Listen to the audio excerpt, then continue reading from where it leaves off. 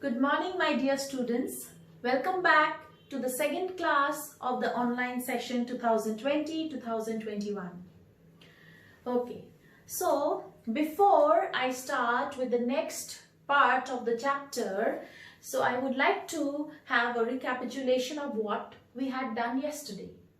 Okay, so what were the things we had done yesterday? What is force? Yes, a push or a pull is known as force. Force is a scalar quantity or a vector quantity. It is a vector quantity because it has both magnitude as well as direction. What is the SI unit of force? Yes, it is Newton.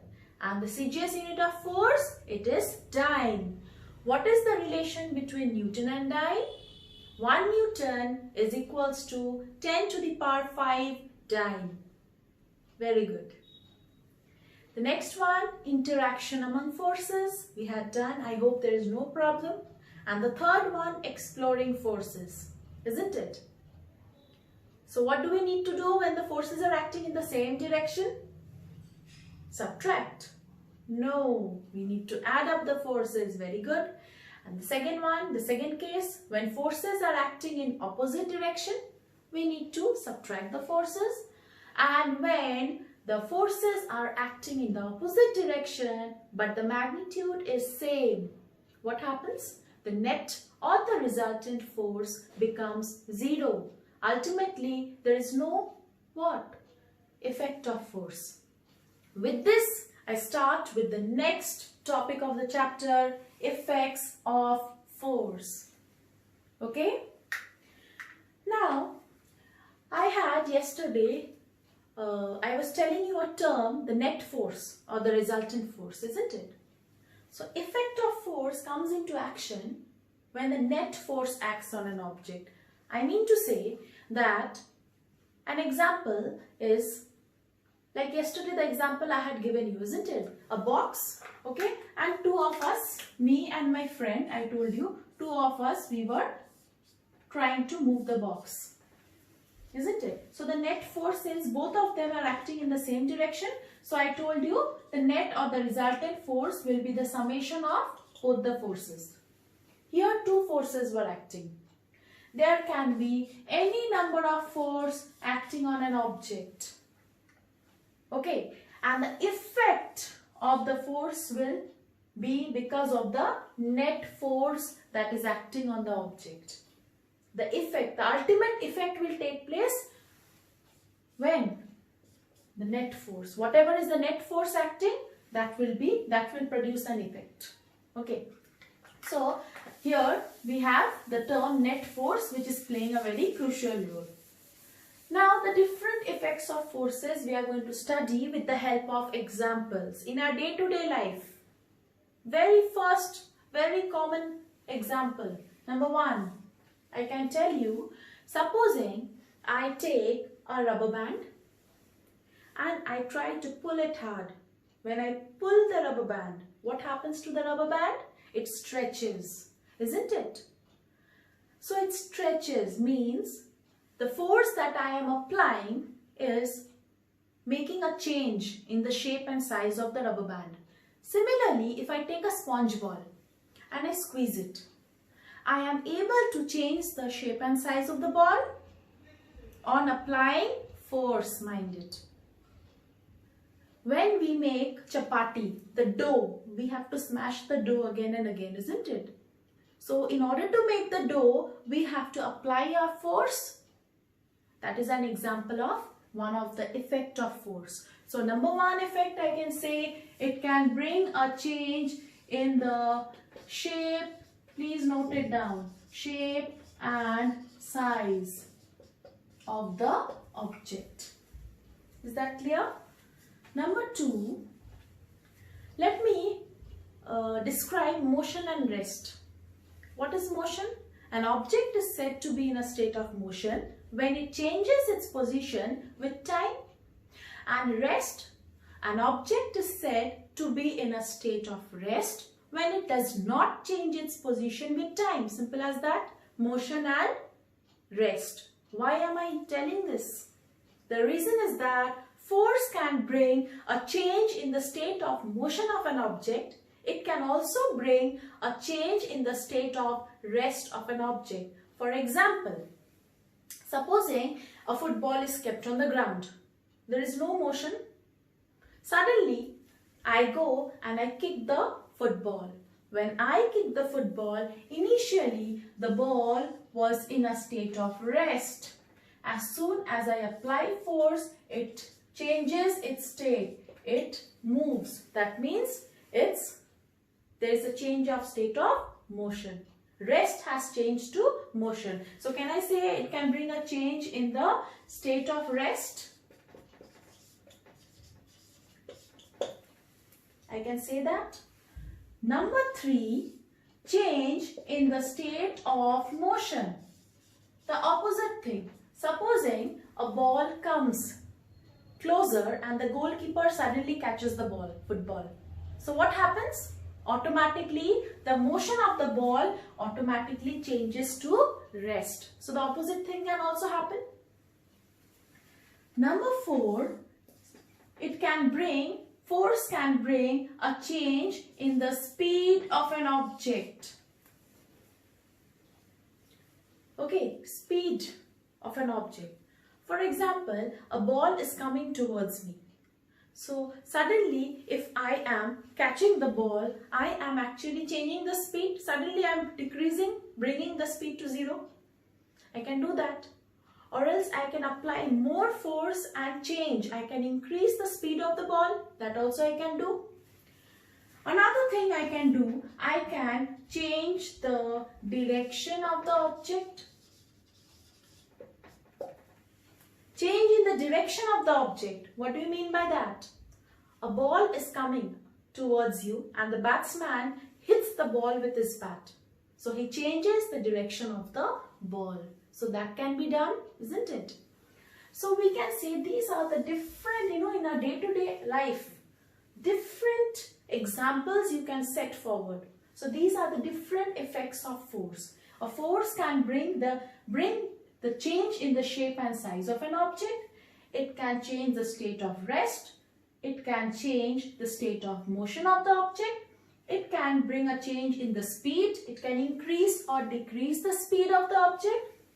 It can also change the direction of the object. So you can place any kind of examples with these effects. This is very important. Is that clear? I hope I'm clear with the effects of force. Let me go to the last topic of force now, which is, the last topic is what? Types of forces. Okay. So under the types of forces, what are the things we are going to do? Types.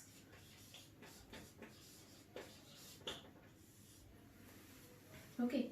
So let me make a chart so that it becomes easy for you all to understand. So if diagrammatically, things become more easy. It becomes more easy to, we remember things better.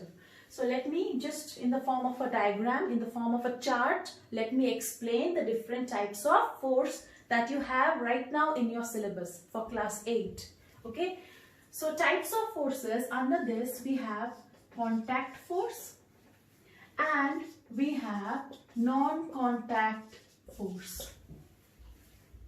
Under contact force, we are going to study about muscular force and we are going to study about frictional force.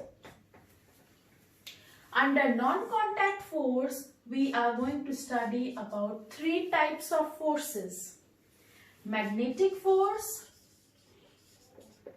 gravitational force, and electrostatic force. These are the 3 things that you have right now for class 8. Okay. So, the very first thing that we will do is contact force. Contact means 2 objects must be in contact. There should be physical contact between the 2 objects so that the force can be applied. Okay. Non-contact force, without, without any physical contact also, the force can come into action. That is non-contact force. So let me tell you about the muscular force. Very important. What is muscular force? The force that comes into action because of the what? The muscles. The muscles are helping us to work, to do that particular kind of work. For example, when you are lifting your bag. Okay, so I am applying force to which force? The muscles of my hands are helping me to lift the bag. So that's an example of muscular force.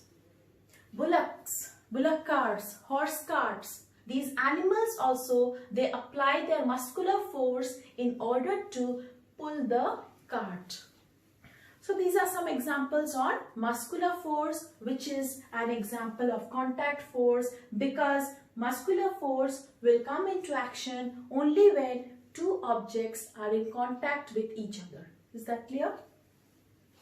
The second kind of force is frictional force. What is friction? Very important thing. There is the next chapter only is based on this force, frictional force. Friction is a kind of contact force which always opposes the motion of an object. Opposes. Oppose means to restrict, to stop the motion of an object. Do you remember in my last class I gave you an example regarding that heavy box while exploring forces under that? You have a box and I was not able to push the box alone. Why? It was heavy. That was the only reason. Remember, there was a force which was acting in the opposite direction, and this force was the frictional force. Whenever you try to do any kind of work, there is always an opposing force, a force which is trying to stop you. And if you want to continue with the work, your force should be more than the opposing force or frictional force. For example, if I am walking, when I am walking, okay, I am actually overcoming the frictional force. In the opposite direction also constantly, there is a force which is trying to stop my motion. And my force should be more than that opposing force. That is your frictional force. If you are not able, if the magnitude of your force is not more than the frictional force, you cannot move forward. So frictional force always acts in the opposite direction. If I am trying to move it from left to right, frictional force will act from right to left. And see, the two surfaces, this ground and this box, they are in contact with each other. That is why frictional force is also a contact force. Is that clear? And in details, more in details, we will study about it in the next chapter itself. Okay, so for now remember, frictional force is a contact force and it is an opposing force. It tries to stop the motion of an object. The next category of force is non-contact force. As I told you, when there is no physical contact between the two objects, still the force can come into action. Very common example, the magnetic force. Class 6 you have done fun with magnets, do you remember? And there you have already studied about the magnetic force. A magnet can attract as well as repel.